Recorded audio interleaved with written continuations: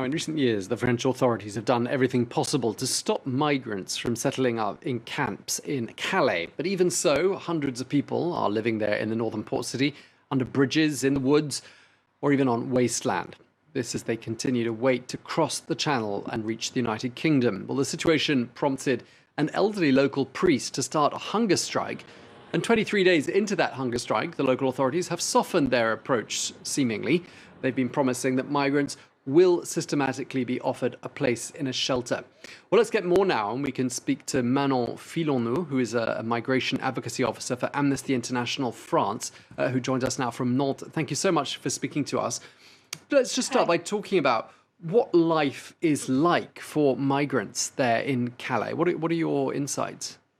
So the situation right now in Calais, it has been evolving for many years, but right now it's about 1,500 to 2,000 people living in informal settlements, so in tents. We're talking about families, we're talking about men, we're talking about unaccompanied minors as well, and they're living in tents, and the situation for the past 5 years has been to evict them from their tent, and if they're not in the tent, to destroy the tent every other day. So that's the policy in Calais, to stop people from being a bigger group. So either they evict them or they just tell them to move, 50 meters, 100 meters away from where they slept the night before. And we're talking about sleeping in the woods in a tent in the weather of northern France.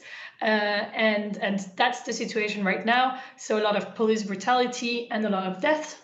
304 people died in Calais because of more border control, and that's the situation in Calais right now.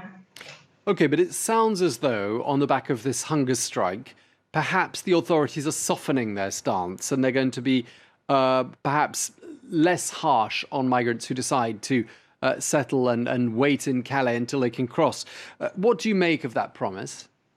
No, I'm not sure it's going to be any softening. It's the offer is to offer a temporary shelter to 300 people, so it doesn't cover at all the needs, and temporary shelters away from Calais, which is a problem because most of the people that were offered temporary shelter away from Calais before came back maybe after resting a little bit, came back to Calais because that's where they want to cross the Channel. So that's not a softening. It's just providing basic needs and maybe a bit stopping the inhuman treatment that that people face in Calais, but they didn't promise to stop the evictions, and the winter is coming. And one thing that the people on hunger strike are asking, and that Amnesty is supporting, is just to stop the evictions of the people that won't be receiving housing during the winter moratorium, so for 5 more months. And is there a dialogue between NGOs and organizations like Amnesty France with the authorities? I mean, do they listen to you?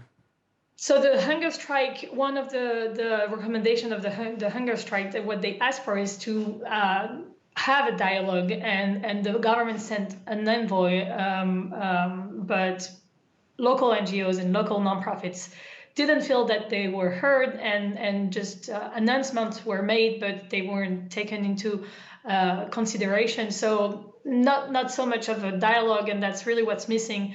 But it's not just about dialogue with the French authorities. It's also dialogue with the UK, of course, because what is needed to end this dead-end situation that is Calais is more legal and safe ways to reach the UK, because that's where people want to go, and also change the European regulation that forces asylum seekers to apply for asylum in the first country they entered in Europe, this first country being Italy or Spain or Greece, and that's a problem, and this regulation needs to be amended or modified. But isn't also part of the problem and part of the solution to look at the source, which is in many cases gangs that profiteer from selling, in many cases, a false dream to people? Would you say that tackling the problem could also be addressing the root causes and tackling this issue of people traffickers and people smugglers? So I think when we really have to talk about root causes, we have to look at what's happening in Afghanistan, in Sudan, and people smuggling is definitely something terrible, but the root cause is the reason why people need to migrate, why people need to live in another country that is not theirs. And when you have lost everything and your home is destroyed, you want to find a place where you have, friends, family, relatives, and that's what a lot of people stuck in Calais are looking for when trying to cross the channel, is finding some relatives in the UK. Okay, well, thank you very much indeed for speaking to us. We're going to have to leave it there. We're out of time, but thank you very much. Manon Filhonou, Migration Advocacy Officer for Amnesty International France.